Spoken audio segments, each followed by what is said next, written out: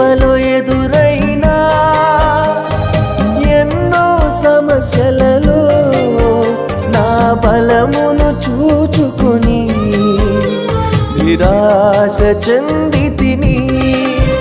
నీ సేవలో ఎదురైనా ఎన్నో సమస్యలలో నా బలమును చూచుకొని నిరాశ చెందితిని.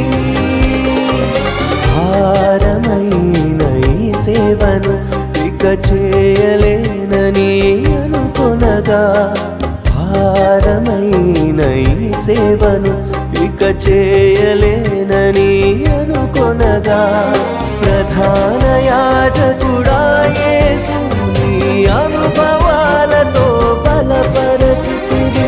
ప్రధాన యాజకుడా యేసు